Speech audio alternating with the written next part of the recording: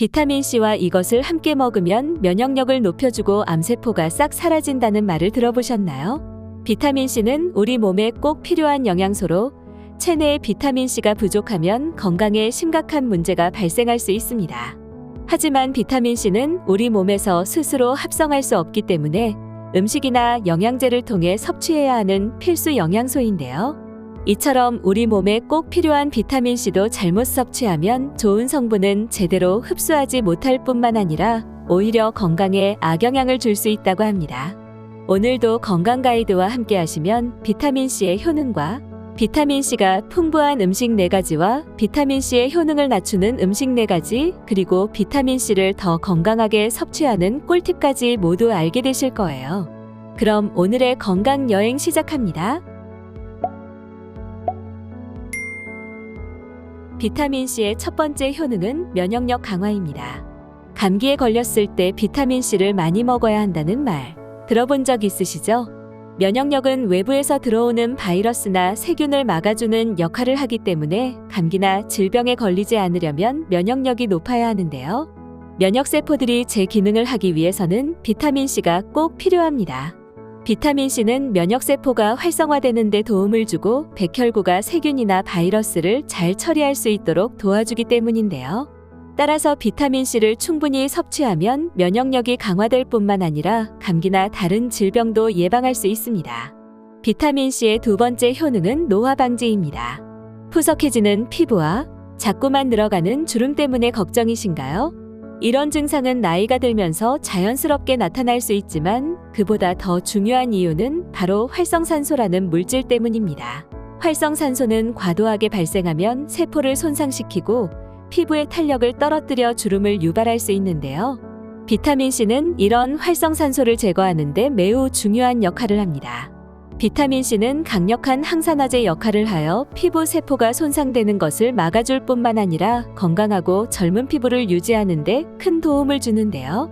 만약 비타민C가 부족하다면 피부가 쉽게 노화되고 주름이 빨리 생길 수 있으니 노화 방지를 위해 비타민C를 충분히 섭취하는 것이 중요합니다. 비타민C의 세 번째 효능은 피부 건강입니다. 피부 건강을 위해서는 콜라겐이 중요하다는 말을 들어본 적 있으시죠? 콜라겐은 피부를 탄력 있고 튼튼하게 유지하는 데 중요한 역할을 하는 성분인데요. 이 콜라겐을 만들기 위해서는 비타민C가 꼭 필요합니다. 비타민C는 콜라겐 합성을 돕고 피부 건강을 유지하는 데 중요한 역할을 하기 때문이죠. 비타민C가 부족하면 콜라겐이 제대로 생성되지 않아 피부가 약해지고 건조하거나 주름이 생기기 쉬워질 수 있는데요. 따라서 피부 건강을 유지하기 위해서는 비타민C를 충분히 섭취하는 것이 매우 중요합니다. 비타민C의 효능 네 번째는 빈혈 예방입니다.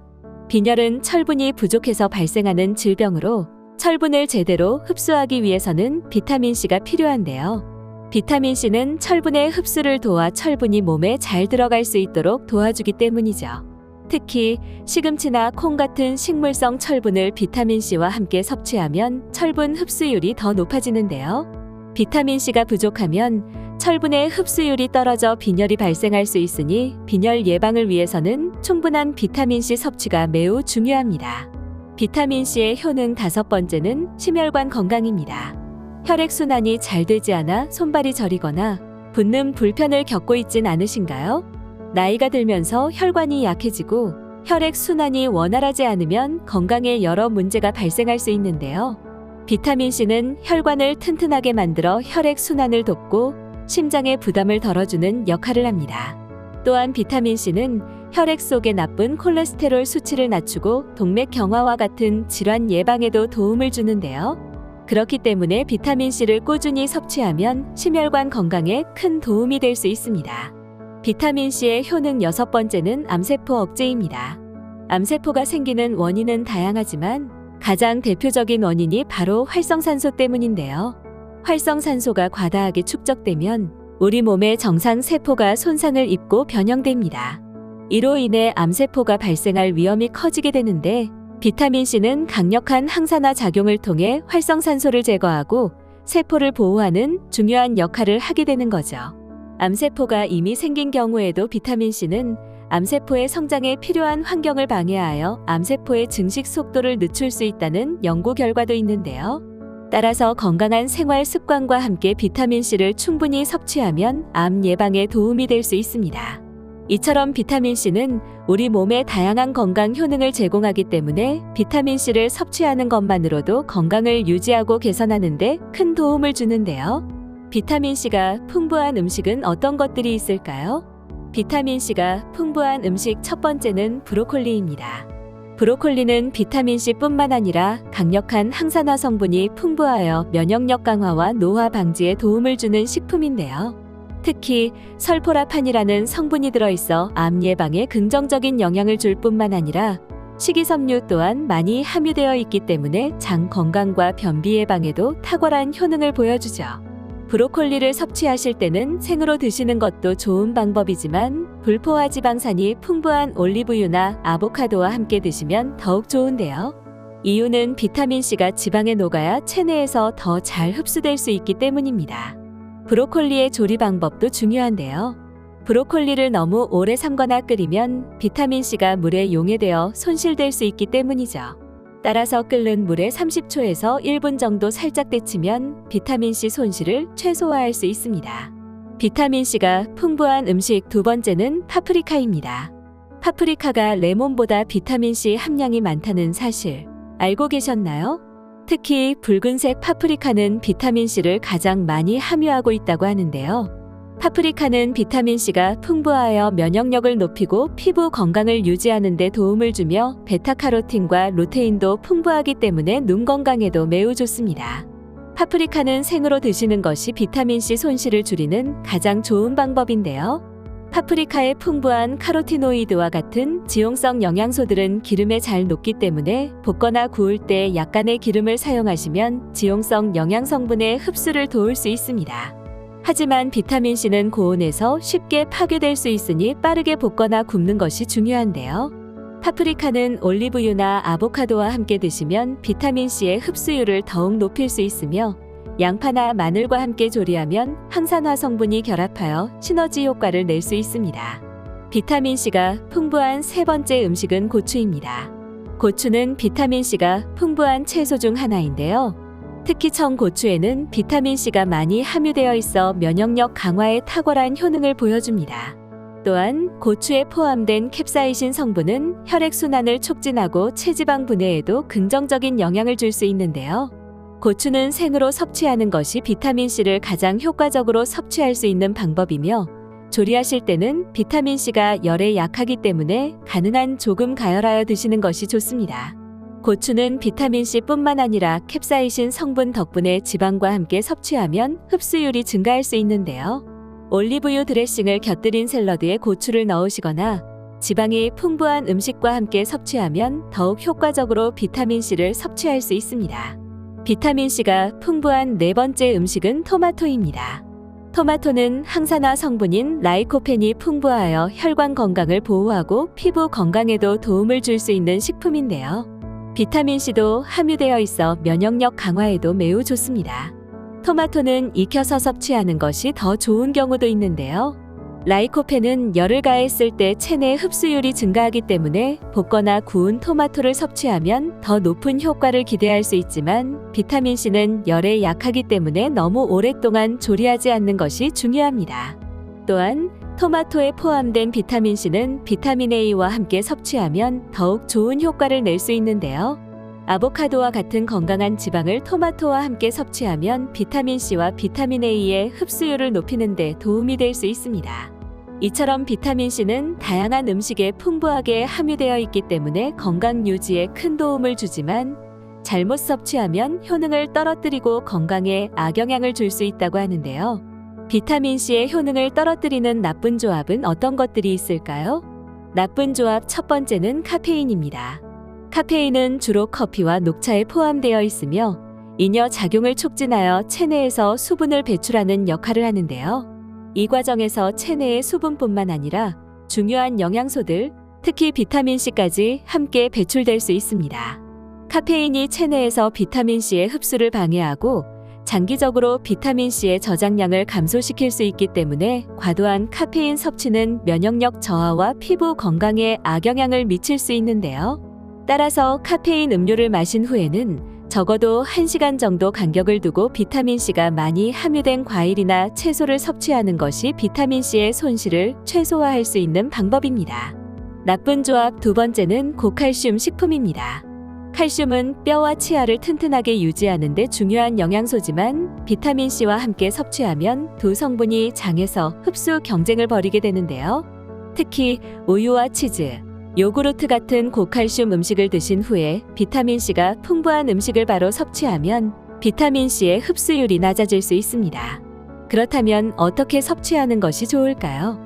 칼슘이 많은 음식을 드신 후에는 최소 2시간 정도 간격을 두고 비타민C가 풍부한 과일이나 채소를 섭취하는 것이 효과적인데요. 이렇게 하면 두 가지 영양소를 제대로 흡수할 수 있어 건강관리에 더욱 도움이 될 수 있습니다. 나쁜 조합 세 번째는 설탕입니다.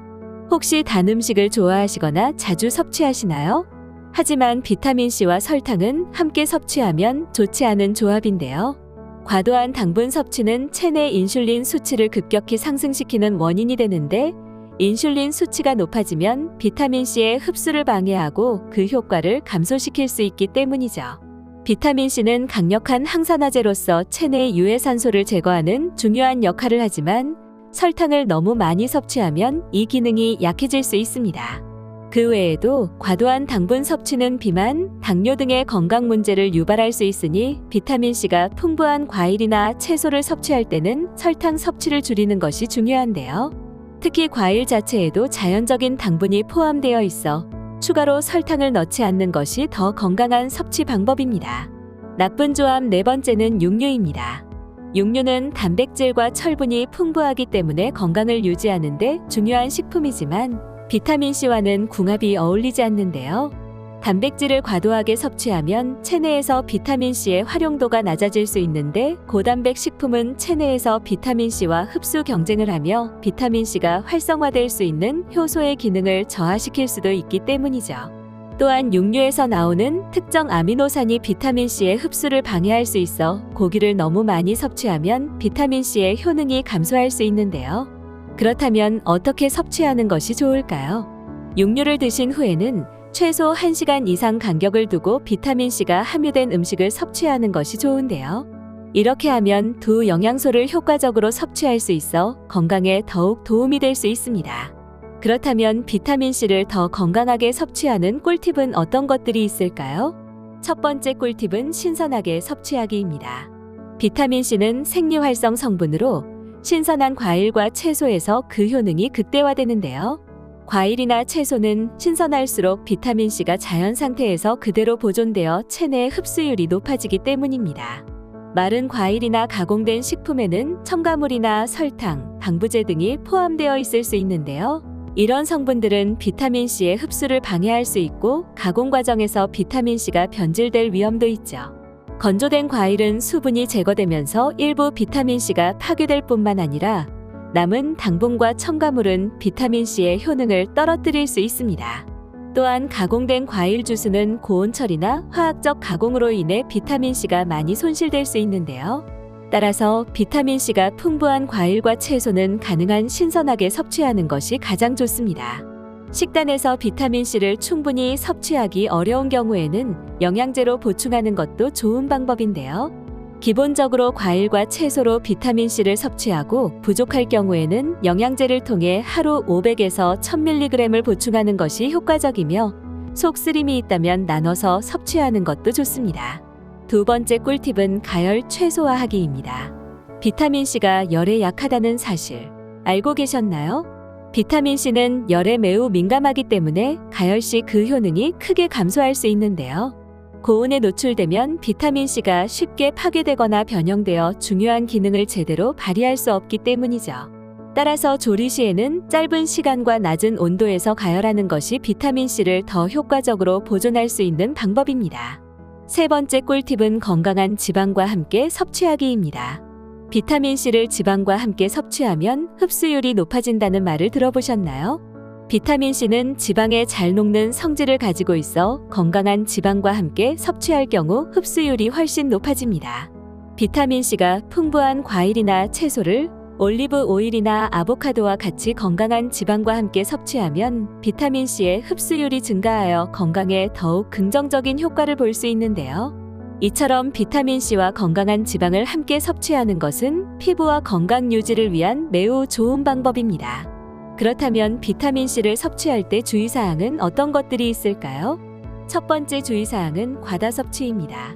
비타민C는 수용성 비타민으로 과도하게 섭취하면 몸에서 소변을 통해 배출되지만 너무 많이 섭취하면 부작용이 발생할 수 있는데요. 비타민C를 과도하게 섭취할 경우 속쓰림이나 구토, 설사 등의 불편한 증상이 나타날 수 있기 때문에 하루 권장량인 약 100에서 200mg 정도를 지키는 것이 중요합니다. 이는 비타민C가 풍부한 과일과 채소를 통해 충분히 섭취할 수 있는 수치이며 보충제를 섭취할 때는 하루 1000mg을 넘지 않도록 주의가 필요한데요. 그 이상을 섭취하면 소화불량이나 위장 문제를 일으킬 수 있기 때문이죠. 따라서 비타민C가 많은 과일이나 채소를 중심으로 섭취하고 보충제는 필요할 때만 적당히 섭취하는 것이 바람직한 섭취 방법입니다. 두 번째 주의사항은 공복 섭취입니다. 비타민C가 풍부한 음식을 공복에 섭취하면 속이 쓰리거나 불편할 수 있는데요. 이는 비타민C가 산성 성질을 가지고 있어 위에 자극을 줄 수 있기 때문입니다. 따라서 비타민C가 포함된 음식을 섭취할 때는 식사 후에 먹는 것이 좋은데요. 식사 후에 섭취하면 비타민C가 소화가 잘 되는 음식과 함께 흡수되어 더 효율적으로 활용될 수 있습니다. 세 번째 주의사항은 섭취량 조절입니다. 비타민C는 많은 사람들에게 유익한 성분이지만 건강 상태에 따라 섭취량을 조절할 필요가 있는데요. 신장 질환이 있는 분들은 과도한 비타민C 섭취가 신장에 부담을 줄 수 있으며 신장 결석을 유발할 수 있기 때문이죠. 신장 문제가 있는 분들은 보충제를 섭취하기 전에 전문가와 상담하는 것이 중요한데요. 다른 질환이 있는 경우에도 비타민C 섭취가 건강에 악영향을 줄 수 있으니 비타민C는 건강 상태에 맞게 섭취하는 것이 가장 좋은 방법입니다. 오늘 알려드린 정보를 한 줄로 정리해드리자면 비타민C가 풍부한 음식은 브로콜리, 파프리카, 고추, 토마토가 있었고 비타민C의 효능을 낮추는 나쁜 조합은 카페인, 고칼슘 식품, 설탕, 육류가 있었으며 비타민C를 더 건강하게 섭취하는 꿀팁은 신선하게 섭취하기, 가열 최소화하기, 건강한 지방과 함께 섭취하기가 있었습니다. 이번 건강여행에서 알려드린 정보를 꼭 실천하시고 건강한 내일을 맞이하시길 바랍니다. 영상이 도움이 되셨다면 구독과 좋아요, 알림 설정과 함께 건강을 나누고 싶은 분들께 이 영상을 공유해주세요. 여러분의 건강한 일상이 이어질 수 있도록 건강 가이드가 함께하겠습니다. 그럼 다음 영상에서 또 만나요.